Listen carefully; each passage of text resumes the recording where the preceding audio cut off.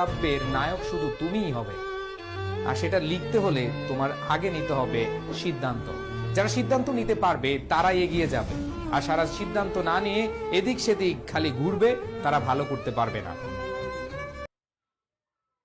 প্রতিটা সাকসেসের পিছনে অনেক ব্যর্থতা থাকে।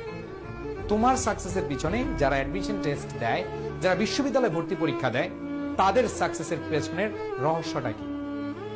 তাদের সাকসেসের পেছনের রহস্য একটা নয়, অনেকগুলো।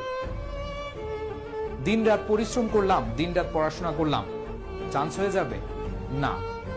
হাজার হাজার বই পড়লাম, শত শত বই পড়লাম, একাধিক বই পড়লাম, চান্স হয়ে যাবে না। এটার কোনো গ্যারান্টি দেওয়া যায় না। সেই ক্ষেত্রে আমি তোমাদেরকে বলবো, তোমরা সবচেয়ে কঠিন সময় পার করছো। আমাদের জীবনে দুইটা সময় ট্রানজিশন পিরিয়ড। আমাদের সময়ে দুইটা সময়কে ট্রানজিশন পিরিয়ড বলে। যেমন ধরো, তুমি এসএসসি পাস করেছো, এখন মানুষ তোমাকে জিজ্ঞেস করবে তুমি কোন ইউনিভার্সিটিতে ভর্তি হয়েছো। তুমি একটা আইডেন্টিটি ক্রাইসিসে ভুগবা। তুমি যখন কোন ইউনিভার্সিটিতে চান্স পাবা না, তোমার আইডেন্টিটি হবে একরকম, আর তুমি যখন চান্স পাবে তোমার আরেক রকম আইডেন্টিটি হবে। এইচএসসি পরীক্ষার পরে রেজাল্ট জিজ্ঞেস করবে গুটি কয়েকজন মাত্র, আর প্রতিষ্ঠান জিজ্ঞেস করবে এরকম হাজার হাজার মানুষ।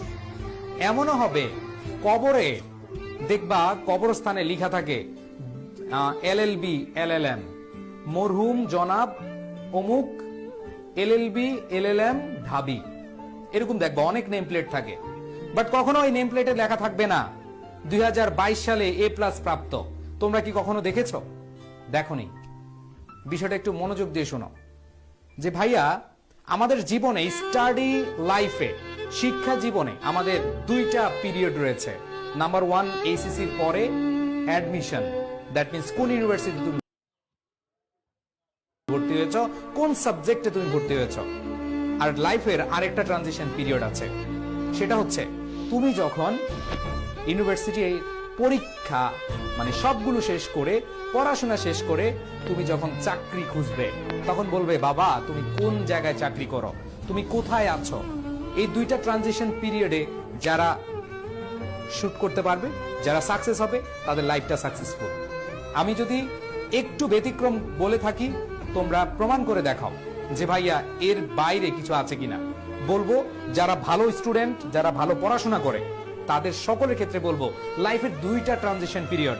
এই ট্রানজিশন পিরিয়ডে যারা চমৎকার ভাবে, যারা খুবই ভালোভাবে পড়াশোনা করবে, যারা খুবই ভালোভাবে কাজে লাগাবে, দে উইল বি সাকসেসফুল। আমি আবারও বলছি, প্লিজ এই যে তোমরা এখানে যতগুলো স্টুডেন্ট আছো, সবার জ্ঞাতার্থে বলছি, সবাই একটু মনোযোগ দিয়ে তোমার সিদ্ধান্ত, তোমার যে লক্ষ্য, তুমি যে লক্ষ্য নির্ধারণ করেছো, সেই সিদ্ধান্তটাকে প্রায়োরিটি দিয়ে সবকিছু প্রায়োরিটি বাইরে রাখো। সাকসেস আসবেই। জীবনের ট্রানজিশন পিরিয়ড এই দুইটা, তোমার সামনে একটা ট্রানজিশন পিরিয়ড চলে এসেছে।